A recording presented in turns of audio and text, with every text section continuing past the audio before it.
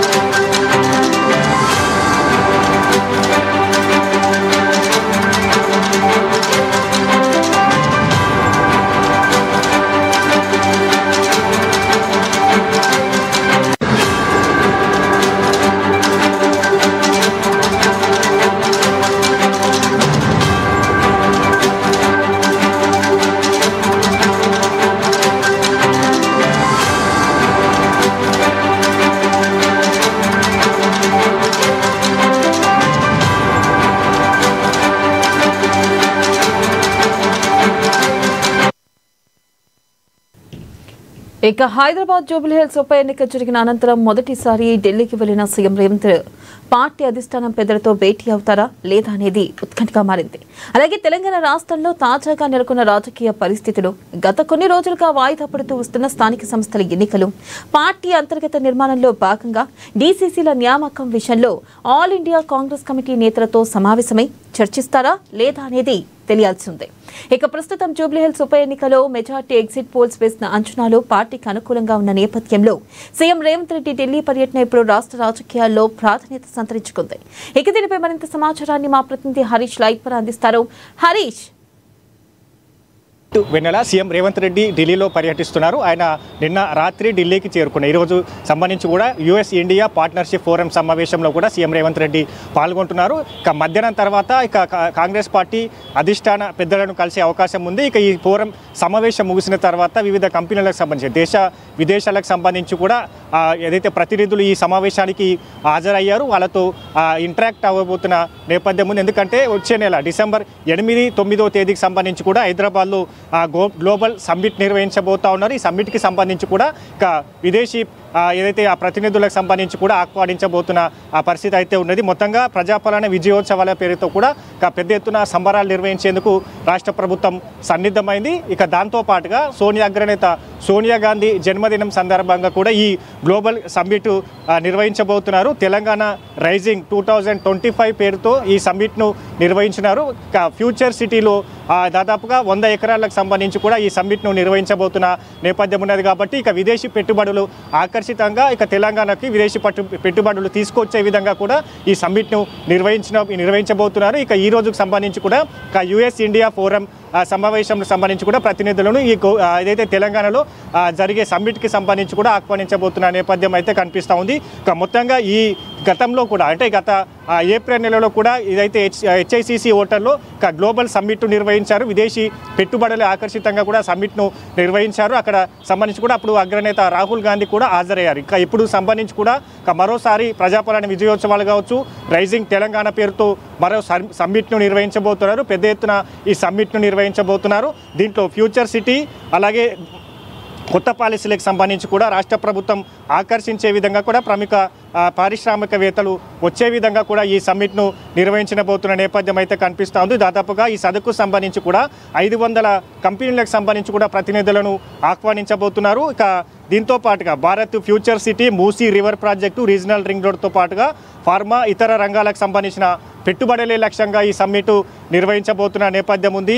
మొత్తంగా global rising పేరుతో ఈ సమ్మిట్ను ఫ్యూచర్ సిటీలో నిర్వహించబోతా ఉన్నారు. కాబట్టి పెద్ద ఎత్తున రెండోసారి తెలంగాణ ప్రభుత్వం ఏర్పాటైన తర్వాత రెండోసారి గ్లోబల్ సమ్మిట్ను నిర్వహించబోతున్నారు. 500 ప్రతినిధులను ఆహ్వానించే విధంగా కూడా ఈ సమ్మిట్ను నిర్వహించబోతున్నారు. కాబట్టి ఈరోజు జరిగే ఈ సమావేశంలో ముగిసిన తర్వాత ఆ ప్రతినిధులకు సంబంధించి కూడా ఇక వచ్చే నెలలో తెలంగాణలో జరిగే ఈ గ్లోబల్ సమ్మిట్కు రావాల్సిందిగా సీఎం రేవంత్ రెడ్డి ఆహ్వానించబోతున్నారు. దీని తర్వాత అధిష్టాన పెద్దలను కూడా కలిసే అవకాశాలు అయితే కనిపిస్తాయి. ఎందుకంటే జూబ్లీ హిల్స్ బైపోల్కి సంబంధించి కూడా ఏదైతే ఎగ్జిట్ పోల్స్ అన్నీ కూడా కాంగ్రెస్ అభ్యర్థి నవీన్ యాదవ్ గెలుపును సూచిస్తూ ఉన్నాయి. మరోవైపు ఈ ఎన్నిక తర్వాత స్థానిక సంస్థల ఎన్నికలకు వెళ్లే విధంగా కూడా రాష్ట్ర ప్రభుత్వం సన్నిద్ధమవుతుంది. ఇక స్థానిక సంస్థల ఎన్నికలకు సంబంధించి కూడా ఆ తేదీ ఖరారుతో పాటుగా 42% బీసీలకు సంబంధించి కూడా స్థానిక సంస్థలో 42% రిజర్వేషన్లు కల్పించే విధంగా ఏ విధంగా కార్యాచరణతో ముందుకు వెళ్ళాలి, కోర్టు తీర్పు తర్వాత దీన్ని సుప్రీంకి వెళ్ళాలి, అదేంటే పార్టీ పరంగా 42% రిజర్వేషన్లు కల్పిస్తూ స్థానిక సంస్థలకు వెళ్ళాలా అంశాలపైన కూడా అధిష్టాన పెద్దలతో చర్చించే అవకాశం అయితే కనిపిస్తుంది. దాంతోపాటుగా ఇప్పటికే ఇన్ఛార్జ్ కావచ్చు, AICC కార్యదర్శుల ఆ పోస్టులకు సంబంధించి కూడా ప్రకటిస్తున్న పరిస్థితి ఉంది. దాంతోపాటుగా సుదీర్ఘంగా పెండింగ్ పడుతూ వస్తుంది. తెలంగాణ రాష్ట్రంలో ఏదైతే కొత్తగా PCC నియామకైన తర్వాత కార్యవర్గ కూర్పు పూర్తి స్థాయిలో జరగలేదు. DCCలకు సంబంధించి కావచ్చు, మండల కమిటీలు కావచ్చు, ఇతర కార్పొరేషన్ చైర్మన్లకు సంబంధించిన భర్తీ కావచ్చు, వీటన్నిటినీ ఇక ఏదైతే ఇప్పటికే 2 సంవత్సరాలు గడుస్తూ ఉన్నది. వీళ్ళంతా కూడా ఆశాహోలంతా ఎదురు చూస్తూ ఉన్నారు. ఇప్పటికే DCCలకు సంబంధించి కూడా ఢిల్లీలో స్క్రీనింగ్ జరిగింది. ఆ స్క్రీనింగ్లో ఒక్కొక్క పేరును అంటే దాదాపుగా 35 జిల్లాలకు సంబంధించి కూడా DCC అధ్యక్షులను నియమించబోతా ఉన్నారు. వాళ్ళకి సంబంధించి కూడా సింగిల్ నేమ్తో ఏదైతే ప్రకటనకు సిద్ధంగా ఉన్నది. ఆ అంశాలపైన కూడా ఈరోజు సీఎం రేవంత్ రెడ్డి అధిష్టాన పెద్దలను కలిసి మాట్లాడే అవకాశాలు అయితే కనిపిస్తూ ఉన్నాయి.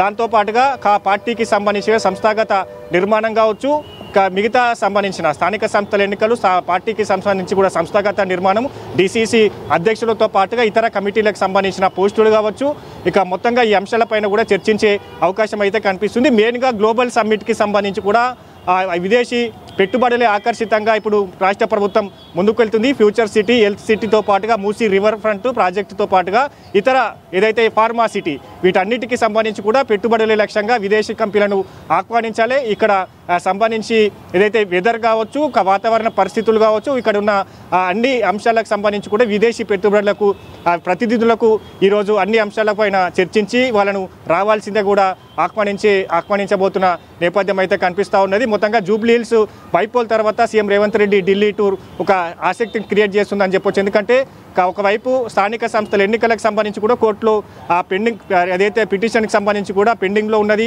మరోవైపు 42% రిజర్వేషన్కి సంబంధించి కూడా పెండింగ్లో ఉన్నది, మరోవైపు హైకోర్టుకు సంబంధించి కూడా స్థానిక సంస్థలను త్వరగా నిర్వహించాలని కూడా రాష్ట్ర ప్రభుత్వానికి ఇప్పటికే ఆదేశించింది. దానిపైన కూడా కొంతమంది అడ్వకేట్లు రిట్ పిటిషన్ దాఖలు చేశారు. స్థానిక సంస్థల ఎన్నికలకు సంబంధించి కూడా రీనోటిఫికేషన్ ఇవ్వాలి, ఎన్నికలు త్వరగా జరపాలని కూడా రిట్ పిటిషన్ వేయడం జరిగింది. కోర్టుకు సంబంధించి కూడా త్వరగా ఎన్నికలు ఎప్పుడు నిర్వహిస్తారో అక్కడ ఈసీకి కావచ్చు, రాష్ట్ర ప్రభుత్వానికి సంబంధించి కూడా ఆదేశించింది. కాబట్టి ఈ అంశాలన్నింటినీ అధిష్టాన పెద్దలతో చర్చించిన తర్వాత స్థానిక సంస్థల ఎన్నికలు, DCCల సంబంధించి కూడా పోస్టులు కావచ్చు, ఇతర పదవుల భర్తీలు కావచ్చు, ఇక ఏదైతే మొత్తంగా ఈ అంశాలన్నిటిపైన కూడా ఈరోజు చర్చించి ఒక కీలకమైన నిర్ణయాన్ని తీసుకునే అవకాశాలు అయితే కనిపిస్తూ ఉన్నాయి. వెన్నెల.